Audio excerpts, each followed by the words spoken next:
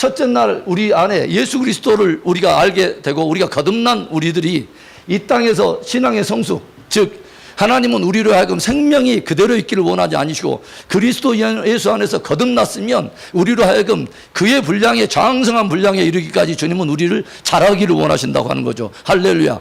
그리스도의 장성한 분량에 이르도록 주님 우리에게 성장하고 성숙하기를 원하신다고 하는 거죠. 그리고 그 형상을 우리가 있고 나중에는 어디로 들어가냐면 그분의 영원한 안식에 들어간다고 하는 이 이야기. 그러니까 7일의 주기에 한 이야기는 우리 모두가 그리스도 예수 안에서 거듭나서 마침내 천국에 들어가는 한 이야기의 한 전체적인 순례의 여정을, 복음의 여정을 그대로 담고 있다고 하는 것입니다. 할렐루야. 자, 그래서 창조의 사건이 있었는데 그 다음에 뭐예요? 이 하나님께서 에덴 동산을 창설하시고 당신의 형상을 따라 빚음받은 아담과 하와를 그 동산에 두시고 모든 만물을 다 맡기셨는데 하나님께서 모든 만물을 당신의 뜻대로 다스리도록 당신의 형상과 그 모양을 주신 아담과 하와에서 반란이 일어난다고 하는 거죠. 그런데 이때 뭐요? 타락한 존재인 바로 사단이 나타나서 무엇에 대한 이야기를 딱 건들자면 하나님의 뜻에 대한 유혹을 건드는 것입니다. 하나님의 진리에 대한 부분을 건든다는 거죠. 하나님이 너희에게 동상 중앙에 있는 나무의 실과를 먹지 말라 하시더냐? 즉 하나님께서 이들에게 주신 정확한 하나의 뜻, 이 선악과는 그냥 단순한 하나의 선악과가 아니요, 이 선악과를 통해서 인간된 이 피조물은 바로 그 하나를 통해서 진짜 하나님은 하나님이고 내가 피조물된 하나님과 나와의 그 창조주와 피조물과의 관계가 정확히 그 검증을 받을 수 있는 확증의 자리가 바로 선악과 하나밖에 없어요. 그래서 아주 중요한 거예요, 이게 여기는. 그래서 사단이 물어봅니다. 하나님의 진리에 대해서 어떻게 알고 있는가? 그러자 하와가 빌미를 주니까 뭐요? 당장 사단이 거짓 메시지를 주죠. 하나님의 모든 메시지에 낫을 붙여버립니다. You will not surely die. 네가 먹는 날에도 결코 죽지 않냐? 아니한다. 그러니까 뭐냐면 이건 굉장히 중요한 거죠. 하나님께서는 이미 사람들에게 뭐라고 말하냐면 이것을 먹는 날에는 너희가 정녕 죽으리라 라고 해서 먹는다는 것은 무엇을 말하는 거죠? 하나님의 뜻에 대한 불순종을 말하는 거죠. 그러죠? 불순종을 하게 되면 너희들한테 뭐가 온다? 사망이 오게 된다. 그러니까 죄는 뭐냐면 죄는 하나님의 말씀에 대한 불순종을 죄라고 말하는 것입니다. 할렐루야.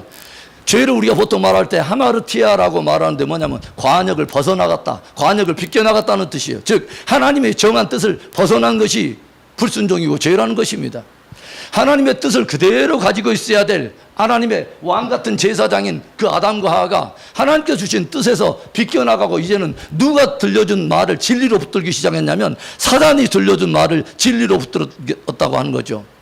내가 무엇을 믿느냐는 굉장히 중요해요. 저와 여러분에게는 맹목적인 믿음이 아닌 거죠.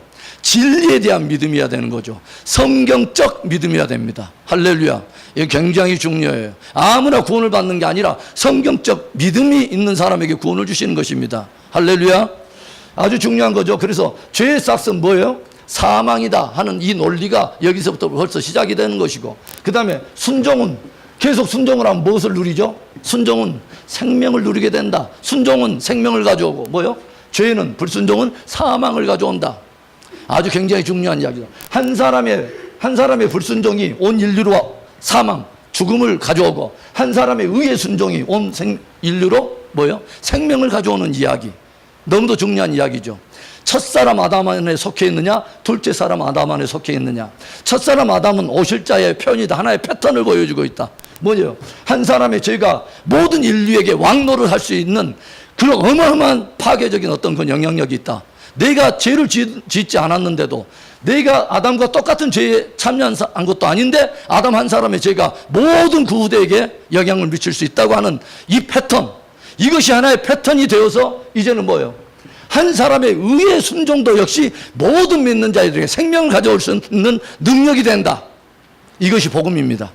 할렐루야. 굉장히 중요한 거죠. 그래서 성경은 끊임없이 대표성을 말해줘요. 내가 누구냐보다 훨씬 중요한 것은 내가 누구에게 속했냐가 훨씬 중요해요. 할렐루야. 그래서 출애굽 때 이스라엘 백성들이 다 뭐요? 어린 양의 피에 의존해가지고 존재하잖아요. 그러니까 뭐냐면 모든 애굽에서는 장자들이 실려나가고 호국 소리가 나는 그 밤에 온 이스라엘 백성들을 위해서는 하나님께 다른 것을 말하냐고 뭐요? 문 설주와 좌우 임방에 피를 바르라. 무엇을 말하냐면 이 모든 사람들의 생명이 누구에게 속했냐면 어린 양에게 속해 있는 것입니다. 할렐루야. 이것을 보고 주님께서 뭐냐면 주님이 그 피를 보고 넘어가리라. 중요한 것은 여러분과 제가 그 피를 평가하는 게 아니라 그 피를 하나님이 보시겠다고 하는 거예요. 이게 복음의 핵심이에요. 뭐냐면 하나님이 그 피를 보시겠다는 거예요. 하나님이 저와 여러분의 의를 찾는 게 아니라 어린 양 아들의 피를 보겠다는 것입니다. 그리고 저를 믿는 자를 하나님께서는 의롭다고 여겨주시겠다는 거예요. 이게 복음의 핵심인 것입니다. 할렐루야. 의롭다 하시는 이는 하나님이시니. 할렐루야. 저와 여러분이 대충 보고 저 사람 의로워, 저 사람 법 없이도 살 사람이야, 이건 사람의 하나의 논리예요. 천만의 말씀이에요. 상대적인 의를 가지고 하나님 앞에 나간다는 것은 그야말로 독입니다. 그야말로 독입니다.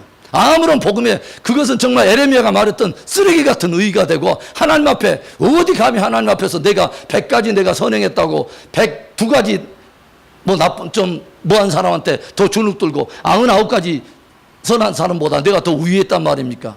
하나님이 어떤 분인데 우리가 잘못 착각하는 거죠. 그래서 우리는 에덴 동산 안에서 타락에 대한 이야기를 우리가 가지고 우리가 함께 이야기했고, 그 다음에 이런 죄성이 모든 인류들에게 파급되면서 드디어 홍수 사건이 일어나고 하나님이 드디어 뭐요? 하나님의 수준에서 모든 사람들에게 어릴 때부터 모든 생각하는 것이 악하고 죄악이 관영한 것을 타서 하나님께서는 공의의 하나님이시기 때문에 이 사람들을 심판할 수밖에 없었다고 하는 거죠. 그래서 심판하는 그 와중에도 하나님께서는 노아와 그 가족들에게 은혜를 베풀어서 그들로 하여금 방주를 지어 뭐요? 구원을 얻게 하는 것이죠. 굉장히 중요한 논리를 갖죠. 이 방주 사건은 우리가 절대로 노아의 사건은 가볍게 들어서는 안 될 것이, 예수님께서 친히 이 방주 노아의 사건을 친히 마지막 주님의 재림 때와 함께 맞물려서 이야기하고 계신다는 거죠. 인자가 다시 올 때는 노아의 때와 같으리라. 그러니까 뭐냐면 다시 오실 주님에 대한 그때에 대한 이야기나 그때 어떤 사람들의 반응이나 복음에 대해서 또 여러 상황에 대해서 반응할 많은 그 세대에 드러나지 않을 미래적인 어떤 일들에 대한 것들을 하나의 징조를 보려면 예전에 첫 지구적 심판이 있었던 노아의 방주 사건을 한번 보라 이것이죠. 노아는 제의무적으로 하나님의 그대로의 진리를 가지고 제의무적으로 수치를 바꾸지 않았어요. 300규빗에 50규빗에 고는 30규빗이라 한 규빗의 위에서부터 난 창을 하나 내고 상중하 3층으로 하라. 모든 말씀을 잣나무로 하라 라고 말씀했을 때 이무적으로 잣나무 아니라 소나무 대충 갖다가 때려 맞히고 대충 모양 내가지고 300규빗 제의무적으로 삐뚤삐뚤 해가지고 그렇게 대충 짓지 않았어요. 만약에 그렇게 지었다면 그 삐진 그 틈 사이로 세속의 물결이 들어가고 사망의 물결이 들어와서 그 안에 모든 사람을 다 죽는 거예요. 여러분, 진리 그대로를 믿는 자에게 복이 있습니다. 가감하지 말고 하나님의 진리의 말씀 그대로를 믿는 큰 은혜가 있기를 축원합니다. 아주 중요한 거예요. 그래서 하나님은요 끝까지 하나님의 말씀 그대로를 진리로 가지고 있는 사람을 쓰신다고 하는 거죠. 아담과 하와가 그것을 붙들 때는 생명이었어요. 노아가 역시 뭐요? 그 세대의 모든 사람들이 진리에 대해서 타협할 때 노아와 그의 자녀들은 뭐요? 그대로의 하나님의 진리를 가지고 내 믿음의 집을 세웠다고 하는 것입니다. 할렐루야. 그리고 이제 뭐요? 다시 노아의 식구들이 이제 또 번창하기 시작했을 때 또 다시 범죄하게 되고 모든 사람들이 온 땅의 사람들이 한 구음에 속해 있을 때 무엇을 해요? 저들이 연합해 가지고 뭐냐면 어마어마한 그때처럼 단합대회를 잘한 적이 없어요. 그러니까 더군다나 언어가 하나였는데 얼마나 단합하기 좋은 때 저 사람들이 선한 일로 했으면 얼마나 좋았겠어요. 그때 정말 복음으로 하나 됐고 계속 그 민족이 흩어졌다면 오늘날 선교사님이 나가서 그 성경 번역을 한다거나 아니면 이 언어에서 저 언어로 할 필요가 없는데 이제 반역하다 보니까 하나님께서 바벨탑을 지은 그들의 새로 꼬꾸려 했고 언어대로 모든 구음으로 민족대로 나라대로 다 흩으시는 바람에 오늘날까지 그 GBT 선교사님들이 굉장히 수고하시지 않습니까? 언어 번역하느라고.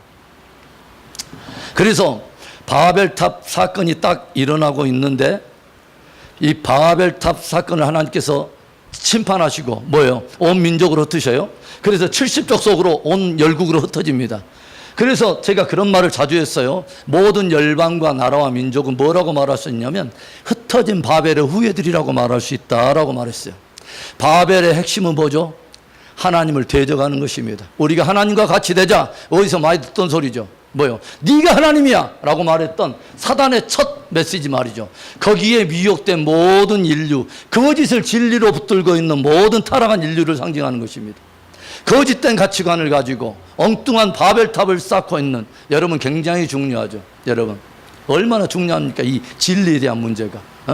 그래서 모든 사람들이 하나님을 대적하는 가치관, 대적하는 어떤 필라소피, 사상과 철학을 가지고 모든 나라로 흩어져서, 모든 나라에는 뭐요?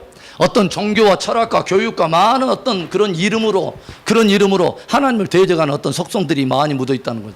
그게 바벨의 정신이에요. 그래서 하나님께서는 그런 인류를 가지고 하나님을 쓰실 수가 없기 때문에 그 가운데 누구를 이제 오늘 부르시냐면 바로 체브라미가 아니라 아브라함을 부르신다 하죠. 예. 아브라함을 부르셔요. 그리고 아브라함한테 뭐라고 하냐면 네가 있는 본토 친척 아비집을 떠나라. 바벨에서 떠나라. 갈대아 우르, 바벨론의 핵심 바로 그 지역. 그렇죠. 유브라덴과 티그리스 강이 흩어지는 바로 그 한신 중심부 갈대아 우르를 떠나라. 네의 본토 친척 아비집, 네가 바벨에서 머물며 너의 어떤 바벨의 어떤 신앙을 가지고 바벨적인 어떤 것을 가지고 네가 어떤 너를 지지해 줄 수 있는 모든 바벨적인 어떤 인맥과 바벨적인 하나의 어떤 그 가치관과 바벨적인 모든 어떤 것들을 네가 의지하지 말라는 거예요. 떠나라. 그것을 진리로 붙지 말라는 거예요. 붙들지 마라. 그리고 내가 내게 지시할 땅으로 가라라고 주님이 말씀하세요. 그랬더니 여기 뭐라고 나냐면 아브라함이 이에 무엇을 쫓아갔냐면 여호와의 말씀을 쫓아갔더라. 할렐루야. 하나님께는 어떤 사람이 필요하냐면 바벨에 흠뻑 적셔서 타협하고 이렇게 저렇게 빌미주고 그런 사람이 필요한 게 아니라 이럴까 하노라 저럴까 하노라 그런 사람이 필요한 게 아니라 하나님의 말씀을 쫓아가는 사람이 필요하다는 거죠. 그들을 통해서 똑같은 거예요. 에덴 동산에서도 똑같고 노아의 방주 사건도 똑같은 것입니다. 오늘날에도 하나님 어떤 사람들은 하나님의 진리를 가지고 있는 사람을 찾는 것입니다. 그들을 통해서 하나님의 구속사를 이어가는 거예요.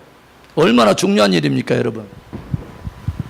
그래서 이 아브라함의 이야기는요, 굉장한 하나의 스토리들을 가지고 있어요. 그의 하나의 스토리텔링으로 쭉 일생일대를 이야기하면 하나님이 우리를 구속하시려고 하는 모든 또 주님의 말씀을 따라 우리의 천성에 갈 때까지 우리의 모든 신앙의 여정을 아브라함이 그대로 보여줘요. 본토 친척 아비집, 하나님 없는 세상에서 떠나 하나님의 말씀이 오늘날부터 내게 진리가 되고 예수 그리스도에 대한 복음이 내 안에 진리가 된 사람들의 이야기. 이 사람들을 뭐냐면 히브리 사람이라고 말하면 히브리 사람 아브라함의 이야기. 히브리라고 하는 뜻이 강을 건너왔다는 뜻이에요. 유브라데 강을 건너왔어요. 뭐 때문에? 하나님의 말씀 때문에. 할렐루야. 하나님의 말씀이 나에게 진리가 되어버렸기 때문에 여기에서 모든 나를 지탱해주고 지지해주고 있는 이 모든 것들을 배설물과 같이 여기고 그리스도를 예수를 아는 지식, 하나님을 아는 지식, 하나님이 말하는 그 진리에 대한 것들을 내 진리로 붙들고 떠나온 바로 그 사람의 이야기. 그 사람들이 히브리 사람들인 것이죠.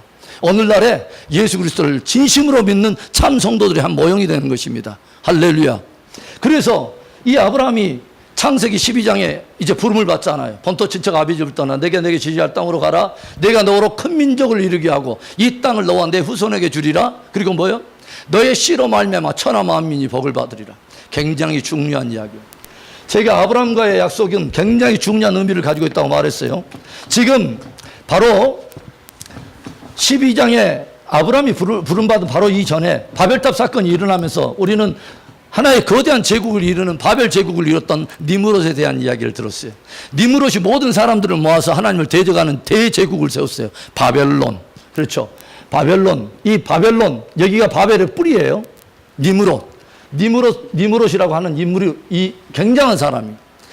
모든 사람들 아주 강압적으로 강력한 리더십을 발휘해가지고 모든 열국을 한 나라로 만들어버리고 하나님을 대적했던 어마어마한 사람이에요.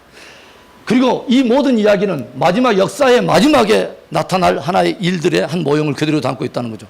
그래서 마지막에도 요한계시록에 여러분 17장에 보면 18장에 보면 큰 바벨론의 이야기가 나오잖아요. 왜 우리 시대에는 바벨론이라고 하는 나라가 없는데 마지막 주님이 오시기 전에 바벨론이라는 나라가 없을 텐데 왜 큰 바벨론을 언급하고 있을까요? 하나의 지금까지 성경적으로 영적으로 하나의 바벨의 뿌리가 쭉 흘러오고 있다는 것을 우리에게 보여준다고 하는 것이죠. 그래서 보면은 7머리 10뿔에 대한 이야기가 성경에 나오잖아요. 그렇죠? 이런 이야기는 이제 깊이는 할 수 없지만 이런 이야기들이 있다는 것이죠. 그래서 이 하나님께서는 바벨론과 같은 대제국이 아니라, 하나님을 거스르는 제국이 아니라 하나님의 나라가 이 땅에 이루어지기를 원한다는 거죠. 하나님의 통치가 이 땅에 이루어지기를 원하는데, 그 나라는 하나님의 나라에 하나님의 말씀 자체가 진리가 진짜 진리로 인정되는 나라, 진리를 진짜 법으로 가지고 있는 사람들이 모이는, 하나님의 진리를 가지고 있는 사람들의 모임, 그게 바로 하나님의 나라가 되는 것이죠. 할렐루야. 그래서 아브라함과의 언약에서 핵심은 뭐냐? 국민을 주겠다. 그 다음에 뭐요? 영토, 땅을 주겠다. 그 다음에 주권자를 주겠다는 거죠. 주권자. 이게 한 나라를 이루는 나라의 3요소입니다. 국민, 주권, 영토. 그래서 뭐요? 하나님께서는 이 아브라함과의 언약 이후에 하나님께서는 뭐요? 4대 만에 무엇을 만들어냈냐면, 애굽에서 200년 동안 400년 동안 종살이하는 동에 200만이라고 하는 어마어마한 백성들을 만들어내요. 그리고 이 백성들이 어느 정도 숫자에 찾아 드디어 뭐요? 모세를 데리고 출애굽시켜서 어디를 향해서 나가냐면 영토를 향해서, 하나님 말씀하신 그 땅을 향해서, 예전 아브라함에게 말했던 그 고토, 하나님이 정하신 바로 그 자리, 그곳을 아브라함과의 약속을 지키시려고 그 백성들을, 그 땅을 주시는 이야기가 여호수아에부터 나타난 정복 전쟁의 이야기 아닙니까? 그리고 그 뒤에 이야기는 뭐냐면 주권자 이야기. 사사가 누가 주권자냐 이 말이죠. 거기서 뭐냐면 인간적인 모든 사사들이 일어나고 왕들이 일어나고 불완전한 왕, 불완전한 사사 많이 일어나요. 그리고 이런 이야기들이 구약 속에서는 다 실패한 것처럼 보여요. 그 땅 다 줬던 이스라엘 백성들은 뭐예요? 포로 생활하게 되고 그 땅 잃고 다 흩어져 버리고, 그리고 국민들은 다, 하나님 백성들은 다 타락해버리고, 그리고 왕들도 사사들도 모두 다 무너지는 이야기. 구약의 이스라엘 백성들의 실패를 딱 보여주면서, 구약은 전체적으로 그래서 실패했기 때문에 구약은 우리로 하여금 어떤 한 인물을 기대하게 만드는 책이에요. 뭐요? The Messiah would come. 메시아가 오리라. 할렐루야. 그가 와야 된다는 거예요. 그가 진정한 주권자라는 거예요. 그가 진짜 왕이라는 거예요. 할렐루야. 이런 아브라함의 언약은 구약을 풀어가는 아주 중요한 맵과 같은 역할을 하고 있다고 하는 거죠. 그래서 아브라함의 스토리가 그렇게 해가지고 출발을 해가지고 보면은 창세기 14장에서 거기서 전쟁을 하는 이야기, 바벨론과의 전쟁 속에 롯이 끌려가고, 히브리 사람 아브라함이 318명의 집에서 길른 자들을 데리고 가서 거기서 잃어버린, 빼앗긴 사람들을 다 되찾아오는 이야기. 그리고 다시 돌아올 때 신비한 인물을 만나죠. 누구죠? 멜기세덱이라고 하는 기가 막힌 사람을 만나죠. 멜기세덱은 의의 왕이요, 평강의 왕이요, 아비도 없고 시작도 없고 끝도 없는 이상한 사람이요, 하나님의 아들을 방불하는 자라, 하나님의 아들과 같은 자라. 구약 속에 등장하는 예수 그리스도의 현현. 중요한 거죠, 여러분. 살렘 왕이라고 하는 것은, 원래 살렘은 하나의 평강이라는 뜻도 있지만 실제로 에루살렘이라고 하는 하나의 지역을 의미해요. 에루살렘의 왕, 바로 의미하는 것입니다. 굉장히 아주 깊은 의미가 있어요. 그래서 제가 예전에 그 이 부분을 가지고 설교를 장황하게 했어요.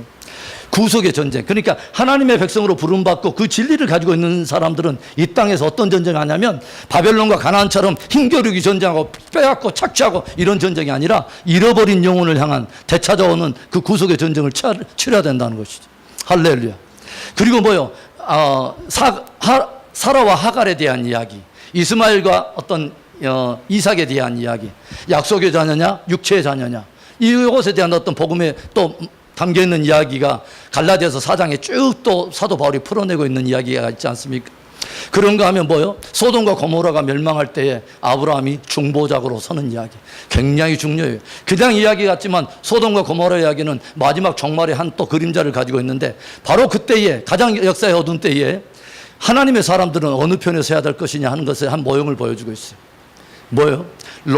롯의 가족들이 겨우 이제 그 구원을 받고, 하여간 소돔과 고모라가 멸망하는 그때, 의인 10사람이 없었고 멸망하다 하는 그때는 마지막 시대의 한 예표를 보여준다니까요. 가장 역사가 짙었을 때 하나님은 누구를 통해서 구원하기를 원하시고, 하나님의 백성들은 그때 어떤 일을 해야 되느냐면 하나님과 동일한 열정과 마음을 가지고 중보자의 자리에 들어가야 된다는 거죠. 할렐루야. 여러분, 마지막 시대에 기도로 여러분 사는 은혜가 있기를 축원합니다. 기도의 가치를 아는 사람. 기도는 내 뜻대로 구하는 게 아니라 하나님의 뜻을 가지고 그대로 하나님과 똑같은 열정과 똑같은 메시지를 가지고 우리가 정말 하늘의 뜻이 이 땅에 이루어지기를 간절히 간구해야 된다는 거죠. 굉장히 중요한 이야기입니다. 여러분, 기도 안에 성숙하는 은혜가 있기를 바라요. 그런 이야기라든가 아니면 모리아산의 이야기. 뭐요? 아주 극적인 하나의 사건이죠. 뭐요? 이 모리아 사건이 이삭의 이야기에서 나오니까 그게 뭐냐면 자기 아들을 번제물로 드리는 이야기. 그리고 죽은 그 아들이 다시 뭐요? 하나님께서 친히 예비하신 어린 양으로 인해서 살아나는 이야기. 독자가 제단 위에 올라갔다가 다시 살아나는 이야기. 그러니까 뭐냐면 십자가와 부활의 한 모형을 담고 있는 것이 바로 모리아 사건의 한 이야기예요. 할렐루야. 그리고 부활하신 하나의 예수 그리스도의 어떤 한 상징을 딱 보여주면서 24장에 가면 아브라함이 죽기 전에 무엇을 하냐면 독자 이삭의 신부를 맞이하러 종들을 보내는 이야기. 그러니까 뭐냐면 이 시대는 어떤 시대냐면 부활하신 그 주님의 합당한 신부들을 찾으려 성령을 이 땅에 보내신 하나님의 구원의 역사의 시대인 것이죠. 할렐루야. 이런 많은 어떤 이야기들, 그래서 구속의 완성의 모든 이야기, 어린 양의 혼인잔치 준비에 이르는 모든 일까지 우리에게 굉장한 하나의 스토리를 담고 있다고 하는 거죠. 여러분, 이삭의 이야기를 한번 가봅시다. 그래서 아브라함은요, 우리가 보통 아브라함을 뭐라면 믿음의 조상이라고 말해요. 그러면 믿음의 주요 온전케 하신 이는 예수인데, 믿음의 주요 온전케 하신 the author of faith, the perfect of faith, 뭐냐면 믿음을 처음 디자인하신 분이 하나님이고 완성하시는 분이 하나님이세요. 할렐루야. 그래서 아브라함 한 사람의 인생 안에 믿음과 관련된 모든 DNA를 다 아브라함의 생애 속에 갖다 놨어요. 믿음으로 말미암은 의로움, 그리고 믿음으로 말미암아 인치는 이야기, 신부를 구하는 이야기, 모든 믿음에 속한 모든 것들을 아브라함의 생애 속에 다 집어넣어놨어요. 아브라함을 깊이 보면 굉장히 여러분 깊이 묵상해야 될 사람이죠. 이삭이 어떤 사람입니다. 이삭은 뭐냐면 순종의 아들의 아주 진면모를 보여주는 거죠. 그렇죠? 100세나 되어서 노년에 얻은 이 아들. 여러분, 이 모리아산에 독자 이삭을 데리고 올라가는 이야기는 2000년 후에 그대로 그 장소에서 하나님께서 행하실 일에 대해서 그대로 재현해내는 하나의 모형을 담고 있습니다. 장소는 어디냐? 모리아산. 그 다음에 누가 장작을 메고 가냐? 나무를. 아들이. 그리고 누구와 함께 가냐? 아버지가. 그리고 누가 제단을 버리냐면 아버지가 제단을 버렸어요. 그러니까 십자가를 통해서 온 인류를 구속하기로 작정하고 디자인하신 분은 하나님이세요. 복음의 디자이너가 하나님이세요. 할렐루야. 영원토록 형벌받을 수밖에 없는 저와 여러분을 위해서 아들을 십자가에 장작을 버려서 매달아 대해서 믿어 영생을 얻도록 하실 이 디자인을 가지신 분이 하나님이세요. 그래서 우리는 죄인을 향해서 그 아들을 친히 내어주신 그 하나님을 이해할 수 없는 하나님, 그래서 도저히 사랑 아니고는 이해가 안 된다 해서 우리는 그분을 사랑의 하나님이라고 말해요. 의인을 위해서가 아니라 영원토록 형벌에 들어갈 그 죄인들을 위해서 기꺼이 하나밖에 없는 아들을 내어주신 기이하신 하나님. 여기서 복음의 핵심인 거죠, 여러분. 그렇죠? 저기 보세요. 모리아산이 어딜까요? 역대하 3장 1절에 에루살렘 모리아산에 라고 말합니다. 어디를 말하냐면 에루살렘이에요. 그래서 제가 하나님의 경륜학교를 하면 반드시 뭐냐면 에루살렘의 신비라고 하는 주제를 가지고 한 테마를 강의를 해요. 이스라엘과 에루살렘의 신비. 여러분, 에루살렘이 얼마나 기가 막힌 것인지 아십니까, 여러분? 성경 전체는요, 사실은 에루살렘에서 에루살렘까지의 이야기예요. 왜 모든 결론의 계시록을 보면 어떤 이야기로 끝나죠? 21장, 22장에 새 에루살렘의 이야기로 끝나요. 그 말은 뭐냐면 끊임없이 새 에루살렘을 향해서 역사가 흘러왔다는 거예요. 결국은 두 도성의 두 물줄기가 있다는 거죠. 뭐요? 새 에루살렘에서 새 에루살렘을 계속하는 여정과 바벨에서 뿌리에서 큰 바벨론으로 가서 결국 멸망하는 두 역사의 두 길을 끊임없이 보여준다고 하는 거죠. 에루살렘 신비한 곳이요. 신명기 11장, 신명기 14장 여러분 찾아서 읽어보세요. 집에 가서. 하나님께서 이스라엘 백성들에게 말해요. 너희가 요단을 건너서 너희가 그 땅을 차지하게 되거든. 너희는 아무 곳에서나 너희 마음대로 번제나 소제나 11조나 이런 거 하지 말고 내가 내 이름을 두려고 내 이름을 둔 바로 그곳으로 모든 소제를 가져가야 될지니라. 행여라도 너희 이무대로 가져가지 말고 장소 정하지 말고 내가 내 이름을 두려고 너희 지파 가운데 내가 빼낸 바로 그 성읍으로 가져서 제물을 드릴지니라. 뭐잖아. 하나님께서 당신의 진짜 참 제사와 제물을 인정하시는 제사의 정통성을 인정하시는 한 곳이 있다고 하는 거죠. 그것은 뭐냐면 2000년 후에 하나님께서 바로 그 동일한 자리에서 당신이 행하실 일을 그대로 모형적으로 담아두신 것이요. 뭐예요? 예루살렘에 누가 그 아들이 십자가를 지고 가요. 누구와 함께? 아버지와 함께. 누가 제단을 버려놓냐? 누가 골고다에 제단을 버리셨냐? 하나님께서 버리셨다고 하는 거예요. 예수님께서 십자가에 돌아갈 때 사람 원망하지 않았어요. 왜냐하면 하나님의 뜻으로 알고 있었기 때문에 그렇죠. 하나님의 뜻인 줄 아는 사람은요, 사람 원망하지 않아요. 다 목사님 불렀잖아요. 그런데 왜 안 해주세요? 누가 불렀잖아요. 뭐 이랬잖아요. 여러분, 소명이란 것은 뭐냐면요, 하나님으로부터 내가 받는 거예요. 그게 소명이에요.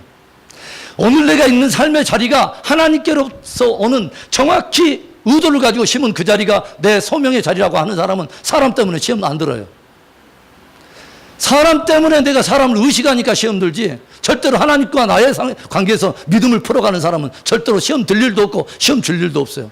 여러분, 시험 안 들기 바랍니다. 할렐루야. 주님께서 말하잖아요. 시험에 들지 말게 하옵시니. 다 말하죠. 자, 그래서 십자가에 독자가 매달립니다. 그리고 뭐예요? 그런데 하나님께서 예비하신 양이 있어요. 2000년 전에 하나님께서는 동일한 그 장소에 두 제물의 이미지를 보여주는 거죠. 하나는 하나님의 어린 양이면서 하나는 독자입니다.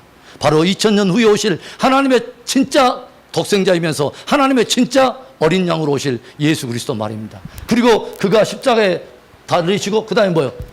다시 살아난 바 되잖아요. 아브라함이 막 치려고 그러니까 야 됐다. 야 실제로 죽을 사람 이삭이 아니라 내 아들이야, 예수님이야, 예수야 라고 복음의 한 모형을 딱 보여주잖아요. 그러죠? 부활의 그 영광까지 딱 보여주잖아요. 기가 막힌 이야기입니다, 여러분. 이삭의 이 순종의 이야기 정말 기가 막힌 이야기예요. 그러니까 이삭 단순한 하나의 스토리가 아니라 하나님께서는 아브라함을 나의 벗이라고 말해요. 벗은 누구냐면 친구의 뜻을 알고 친구의 감정과 모든 것을 있는 그대로의 동일한 비중과 무게로 느끼는 사람을 벗이라고 말하는 거예요. 하나님께서 인류를 향한 당신의 사랑을 하나의 사건에 담아서 장차 후에 이루실 그 사건을 하나님께서 당신의 벗에게 친히 모든 그대로를 재현해가지고 관념적이나 지식이 아니라 그대로의 아픔을 그대로 느끼고 그대로의 감정과 사랑을 느껴보라고 아브라함의 모든 삶 속에 이것을 재현해냈단 말입니다. 주님께서 저와 여러분에게 십자가를 주실 때 여러분 기뻐할 수 있기를 바랍니다. 예수 그리스도의 십자가의 고난에 참여하고 주의 몸된 교회를 세우라고 머리로서 당신을 주신 예수 그리스도의 그 희생 말입니다. 할렐루야. 자, 이번에 그래서 이제 이삭의 이야기가 여기 얘기가 아주 핵심이죠. 순종에 대한 순종의 아들 말이죠. 한 사람이 순종하여 그 의의 순종이 모든 인류에게 믿는 자에게 뭐예요? 생명을 가져온다. 그래서 이제는 생명 안에서 모든 사람이 왕노릇을 한다. 우리는 하나도 의가 없는데 오직 그의 의를 입고 구원을 얻는 이 믿음의 기초는 뭐냐? 하나님의 디자인에서 나왔다. 십자가는 하나님의 지혜에서 나온 것이다. 할렐루야. 사람의 지혜가 아니라 세상적 지혜가 아니라 공교의 사람들이 만들어낸 게 아니라 하나님이 만들어낸 능력이요, 믿는 자에게 구원을 주신 하나님의 지혜다. 할렐루야. 어리석은 자에게, 멸망하는 자에게는 이것이 어리석이라고 보이나 이것을 믿는 자에게는 구원을 주시는 하나님의 능력이다. 할렐루야. 지금도 나의 의를 의지하고 있는 사람 있습니까? 내 통박과 나의 어떤 것을 가지고 하고 있다면 빨리빨리 그거 버리시기 바랍니다. 여러분, 복음 위에는 길이 없습니다. 내 실존으로 한다면, 정말 내 어떤 하나님 앞에 서 있는 내 실존으로 한다면 절대로 다른 거 의지할 필요가 없어요. 의지할 수도 없어요. 여러분, 오직 하나님이 이것이 의야, 너희를 위해서 내가 의라고 정한 것은 이거 하나야 라고 말한 게 예수 그리스도의 한 복음입니다. 그거 하나면 충분해 라고 정하셨다면, 하나님이 정하셨다면 그 정한 거예요. 할렐루야. 그래서 그 뒤에 이것을 적나라하게 이것이 은혜임을 보여준 사건이 뭐냐면 야고보 일대기입니다. 야곱은 여러분 신비한 인물이죠. 이번 주일날 제가 이 설교 하려고 그러는데 야곱과 예수에 대한 팥죽의 이야기. 여러분, 제가 팥죽 굉장히 좋아하는데 팥죽 사건이 일어났어요. 여러분, 아브라함과 이삭과 원래는 누구한테 이 축복이 가야 되냐면 누구한테? 예서한테 가야 돼요. 그런데 이것을 차단해버리고 자기한테 물줄기를 끌어온 굉장히 신비한 인물이 야곱입니다. 여러분, 하나의 한 패에서 난 두 쌍둥이의 단순한 이야기가 아니에요. 이것은 어마어마한 복음을 담고 있는 거죠. 아브라함과 이삭과 만약에 예서의 하나님이었다면 저와 여러분은 구원 못 받습니다. 아브라함과 이삭과 야곱의 하나님이었기 때문에 저와 여러분들은 구원을 받습니다. 무슨 말이냐? 원래대로 따져서 유대적 혈통이나 장자권의 어떤 육체적 장자만을 가지고 어떤 축복이 흘러가고 그랬다면 저와 여러분 빨리 집 사가지고 집으로 가야 돼요. 그래서 오늘 먹고 내일 죽자 쾌락주의로 가면 돼요. 그런데 그게 아니라는 말이에요. 야곱이라는 사람은 굉장히 신비한 은혜를 모든 인류에게 가져온 사람이에요. 어마어마한 사람이에요. 여러분, 발뒤꿈치를 잡아챘다. 야곱처럼 하나님의 은혜를 사모한 사람이 있을까요? 여러분, 야곱처럼 하나님의 은혜를 사모한 사람이 있을까요? 야곱이 그냥 팥죽 한 그릇에 샀고 장자권 하니까 그냥 뭐 2배 받고 한 가정의 제사장 역할하고 이 정도 개념으로 야곱이 그 모든 것을 가지고 대가 지불을 모두 하면서 그 장자권을 사모했을까요? 여러분, 야곱은요 장막에 머물던 사람이에요. 장막에 머물면서 누구의 이야기를 들었을까요? 그의 조부 아버지의 희생, 이삭에 대한 이야기. 큰 바벨론의 한복판에서 당신의 할아버지와 아버지를 통해서 하나님이 이루시는 어마어마한 어떤 구속에 대한 계획, 하나님의 계획을 알고 있다는 거죠. 장막에 들면서, 장막에 머물면서 하나님께서 당신의 가문을 통해서 이루실 어떤 큰 계획을 보고 자기가 하나님의 계획 속에 들어가야겠다는 거예요. 하나님의 구속사의 중심에 들어가야겠다는 거예요. 그래서 야곱이 뭐예요? 장자권을 뺏어내요. 그리고 이 뺏어내는 이 사건으로 인해서 혈통적 장자들 때문에 얼마나 고통을 받습니까? 그러죠? 예서. 그리고 야곱은 이것 때문에 모든 대가를 다 치러냅니다. 여러분, 야곱은 아브라함과 이삭과 야곱의 하나님이 725 미팅이라고 그래요. 7번, 2번, 5번을 만나주세요. 하나님은 아브라함을 7번, 이삭을 2번, 야곱을 5번 만나주시는데, 야곱의 하나님이 우리가 이해되지 않는 것은 주로 야곱에게 나타난 하나님은 다 야곱이 토낄 때 나타난 하나님이에요. 도망 다닐 때. 그것도 야곱이 잘못해가지고 야곱의 실수 때문에. 그러나 그 안에 굉장한 비밀이 있는 거예요. 육적으로 볼 때는 하나의 정말 실수투성이고 모순투성인 하나의 이기적인 하나의 모습으로 야곱이 처리되지만 이게 예수 그리스도의 복음으로 딱 바뀌면요 어마어마한 이야기입니다. 제가 말합니다. 여러분, 은혜는 사모하는 자의 거예요. 은혜는 여러분, 우리가 믿기만 하면 거저주시는 하나의 모든 것들은 은혜 되도록 모든 성부, 성자, 성령 안에서 다 이루었지만 이것은 사모하는 자가 자기 것으로 가져가는 거예요. 할렐루야. 아무리 좋은 곳 있어요. 인천 앞바다에 사이다가 둥둥 떠 있어도 겉부었으면 못 마셔. 누가 고기 맛을 잘 알아요? 먹어본 사람이 맛을 알아요. 할렐루야. 다들 먹어보셨구만. 그래서 보세요. 장자권 가지고 베델로 도망가다가 베델에서 주님 만나줘요. 주님이 나타나셨어요. 야곱이 찾으신 게 아니라 그 도망하던 하나님께서요, 당신의 진리를 내 복음으로 붙들고 예수 그리스도를 마음의 중심을 사람에게 하나님은 그 인생을 지키십니다. 그 인생을 마침내 이끄십니다. 할렐루야. 그리고 이 야곱이 베델에서 도망가죠. 또 외삼촌 라반의 집에서 20년 동안 쎄 빠지게 고생하다가 거기서 얻은 것은 아내 4사람하고 아들 12. 그 사람들 데리고 이제 돌아오다가 또 20년 만에 돌아왔고, 예전에 그 예서 때문에 또 도망할 때도 그냥 도망한 거 아니죠. 외삼촌 라반 또 속이고 가서 밤에 주로 이 사람의 주특기는 야밤 도주야. 이 은사예요, 은사. 거의 은사 수준. 그리고 뭐냐면 또 다시 야복강에 와서 예전 생각나니까 또 하나님 앞에 붙들고 있으니까 또 하나님이 와서 씨름해줘. 레슬링 해줘. 그리고 또 거기서 복을 받고, 주로 이 사람은 뒤꿈치 잡고 안 놔주는 것이 이게. 천사 옷가랑이 잡고도 하여간 축복 안 주면 나는 하여간 죽든지 살든지 하나님하고 하여간 한 판을 내. 사람하고 겨루던 야곱이 하나님과 겨루던 자가 돼요. 사람과 겨루면 맨날 싸우고 다툼이고 갈등밖에 없는데 이 사람이 하나님을 만나요. 그리고 야곱의 인생은 변해버립니다. 이스라엘로 바뀌어버립니다. 할렐루야. 그래서 모든 구원받은 혈통적 또는 육체적, 영적 구원에 받은 모든 백성들은 다 이름으로 일컬어집니다. 이스라엘. 할렐루야. 은혜 아니면 살 수 없는 사람, 은혜로만 구원받은 사람, 오직 은혜로만 참된 구원 안에 들어와 있는 사람을 이스라엘의 후예라고 말한 것입니다. 할렐루야. 그러니까 조용히 보세요. 오늘날 유대인이라고 말하면 누가 유대인이에요? 이스라엘의 후예예요. 야곱의 후예들 말이에요. 그러니까 유대인들도 자기들이 선민이라고 말하는데 사실은 뭐예요? 은혜로 되어진 사람들이에요. 할렐루야. 그리고 또 이방인들도 역시 이 혈통을 따라와서 역시 뭐예요? 유대인만 구원이 아니라 뭐예요? 이방인들도 구원을 받고, 원래 축복과는 상관없는 차자예요. 차자. 둘째. 원래 장자들만 받는 그 복을 차자에게 하나님께서 기꺼이 장자권을 주신다 이 말이죠. 할렐루야. 은혜 아니면. 그래서 모든 은혜를 대변한 사람이 야곱의 일대기예요. 얼마나 위대합니까, 여러분. 그리고 또 뭐냐면 또 세겜 사람들하고 뭐 갈등하고 있다가 결국은 글 때문에 온 가족이 막 쑥대밭이요. 가정 안에 막 두라빔이라고는 우상도 들어와 있죠. 또 뭐냐면 옆에 있는 그 주변 가나안 족속들이 세겜 그 일 때문에 그 연합군대들이 쳐들어와가지고 이 야곱 족속을 70명을 다 도말하려고 막 함께 조여오죠. 그 다음에 그 안에 살인이 들어와 있죠. 우상이 들어와 있죠. 거짓말이도 이게 난리가 아니에요. 하나님의 백성이라고 하는 이름이 무서워할 정도로 모든 죄악들이 이 가정에 파묻어 있을 때 주님이 또 나타나세요. 주로 토낄 때 나타나요. 주님이 뭐라 하냐면 베델로 다시 올라가라. 너를 제일 처음에 만나줬던 바로 그 첫사랑의 장소, 거기서 나를 다시 붙들어. 베델의 하나님. 제가 새벽마다 저는 기도해요. 하나님, 이곳이 베델이 되게 하시옵소서. 하늘과 땅이 하나님 잇대어 있는 야곱의 하나님 아버지 일대기에 장자권의 참 의미를 발견했던 바로 그 자리. 예수와의 이것이 관건이 아니야.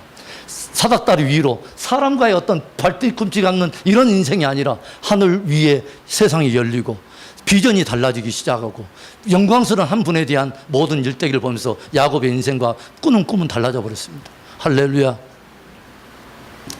그리고 뭐요? 나중에 기근 들어가지고 나중에 이제 요셉이 있다는 소리 듣고 가나안 땅 떠날 때 하나님께서 또 나타나서 또 축복하시죠. 야곱에게 나타난 하나님. 저는 참 우리가 보통 엘리야의 하나님, 누구의 하나님, 아브라함의 하나님 말하지만 저는 야곱의 하나님이 참 좋습니다. 실수투성이고 모순퉁이성이고 그런데 하나님이 주님을 향한 진리를 붙들려고 하는 몸부림치는 우리의 중심을 알아주시는 하나님. 그리고 마침내 피할 길도 내주시고 지렁이 같은 야곱을 붙들어 주시는 하나님.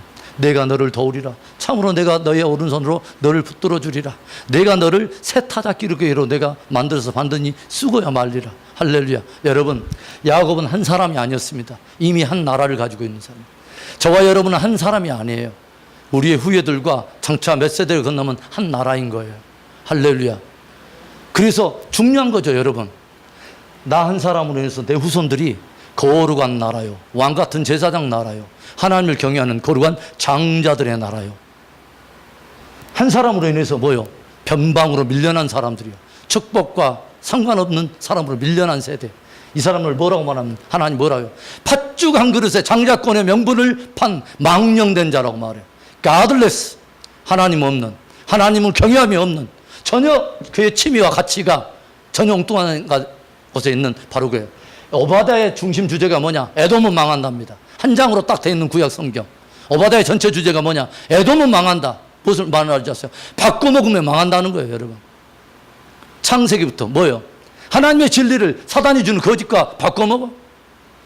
다 바꿔먹은 사람 얼마나 많습니다. 굉장히 많습니다. 바꿔먹은 사람. 가룟 유다는 예수 그리스도의 가치를 모르니까 그를 은 30냥에 팔아버립니다. 여러분, 가치의 싸움. 야곱은요, 가치의 싸움이 무엇인가를 진수로 보여준 사람이에요. 영적 가치를 발견한 것을 굳게 지켜 모든 대가를 지불하면서 굳게 지켰던 사람. 자기뿐만 아니라 자기 후대들에게 영적 유산들을 그대로 다 계승시켜서 그 후손들로 하여금 하나님의 나라가 되게 해버린 사람이 야곱입니다. 할렐루야. 저와 여러분의 한 사람이 한 사람으로 끝이 나는 게 아니에요. 굉장히 중요해요. 저와 여러분이 살아가고 하나님을 향해서 보이는 모든 신앙은 하나의 길이 됩니다. 누구에게? 후손들에게, 우리의 자녀들에게. 자녀들은요, 오늘날의 자녀들은 성경 바라보고 하나님 따라오지 않습니다. 앞에 성경을 가지고 먼저 걸어가고 있는 여러분의 삶을 보고 자녀들은 따라갑니다. 그것이 하나의 길인 것이죠. 왜? 보이면서 해석이 안 되는 흐리단 문자보다 보이는 선명한 한 사람의 삶이 어떻게 믿어야 돼요? 이렇게 믿으면 돼 라고 먼저 앞길을 걸어간 바로 그 사람들을 보면서 따라간다는 거예요, 여러분. 야곱의 일대기. 그 다음에 이제 마지막으로 그래서 야곱은 12아들을 낳기 시작하고, 그리고 아내를 4사람이 넣었죠. 그렇죠? 아내가 둘에다 몸종, 여자 몸종 둘이가 딱 달아붙어가지고, 그래서 이제 야곱이 나죠. 르우벤, 시몬, 레위, 유다, 그 다음에 단, 납달리, 갓, 아셀, 이사갈, 스불론, 그 다음에 요셉, 벤자민, 르스레우, 간납, 이스요베. 그래서 이 12명의 아들을 낳아요. 그래서 여기 이 사람들이 뭐가 되냐면 12지파가 돼요. 이스라엘은 한 나라로 한 지파로 구성된 게 아니라 12아들 12지파로 구성됐어요. 이게 하나의 신약의 교회의 하나의 모형입니다. 12지파로 다양한 지파에서 나왔어요. 다양한 컬러와 기질과 여러 성향을 가졌는데 저들이 한 몸 안에 있어요. 야곱이라고 하는 한 사람의 몸 안에 있어요. 하나님의 나라 이스라엘 안에 있어요. 굉장히 중요한 거죠. 저와 여러분이 각기 다른 배경에서 왔는데 예수 그리스도 안에 있으면 한 몸인 거예요. 할렐루야. 이게 교회의 신비예요. 그래서 요 12지파의 이야기가 나오는데 특별히 창세기에서는 어떤 한 인물을 굉장히 주요하게 다루냐면 요셉이라고 하는 사람을 37장부터 50장까지 어마어마하게 다루죠. 요셉의 일대기는 이제 구체적으로 보여져요.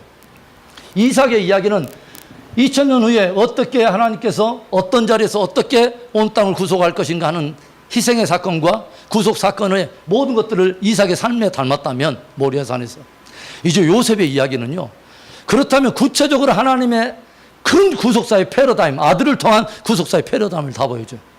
그게 이렇습니다, 여러분. 요셉의 이름의 뜻이 뭔지 아세요? 하나를 더한다는 뜻입니다. 그래서 뒤늦게 라헬이라고 하는 여자가 야곱의 사랑을 받았지만 늦게까지 아기를 갖지 못해요. 그렇죠?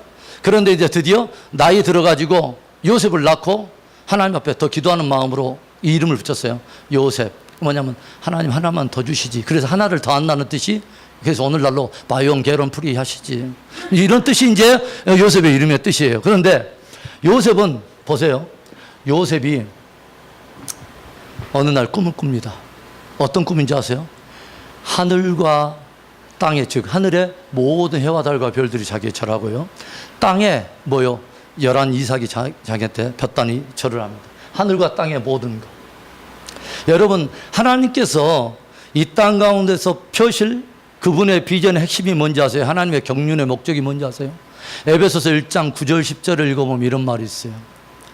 영원부터 있는 하나님의 그 경륜의 신비가 뭐냐면 그리스도 예수 안에서 때가 찬 경륜을 이루려 함이라. 이는 하늘과 땅의 모든 만물을 그리스도 안에서 통일되게 하려 하심이라 라는 말이 있습니다.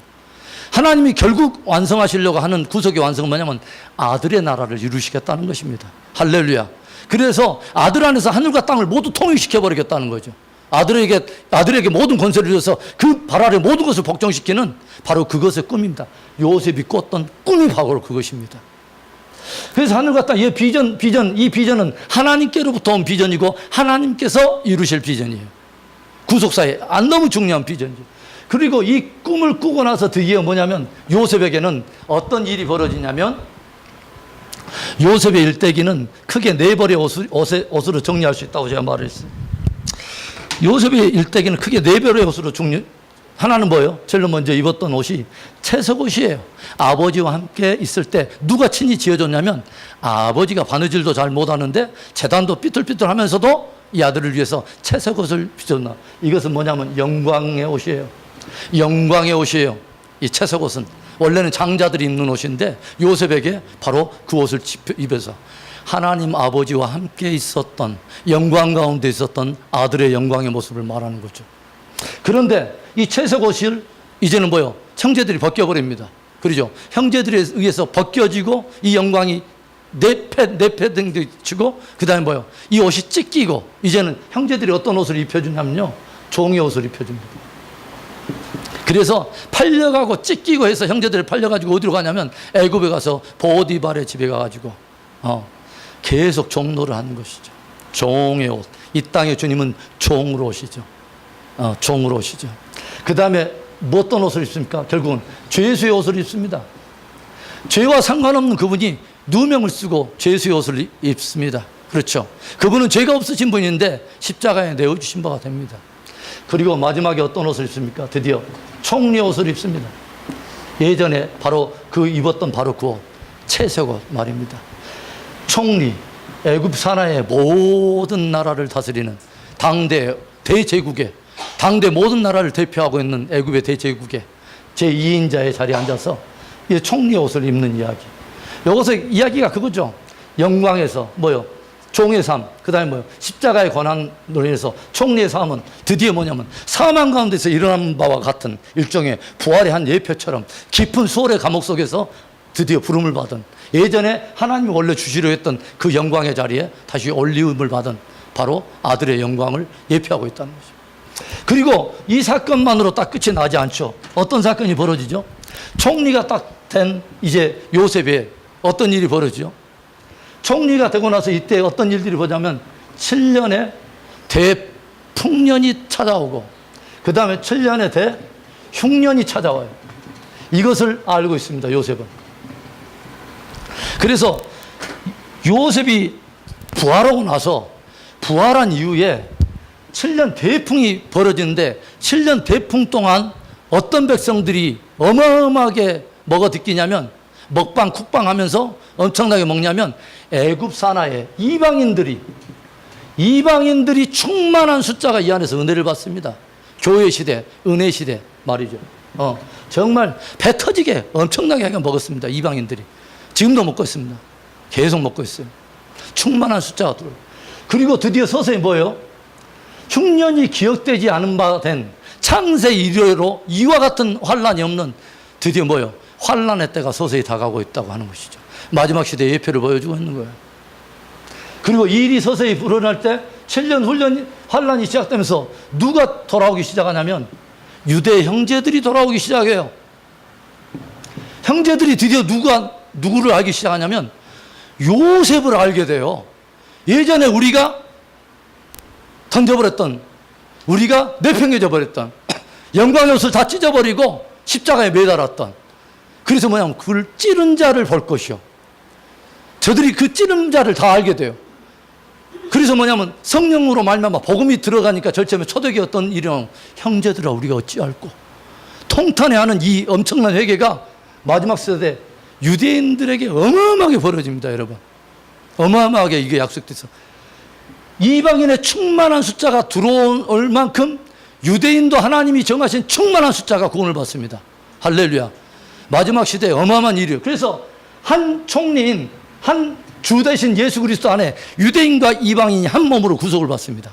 할렐루야. 이런 일들이 딱 벌어지면서 결국은 뭐예요?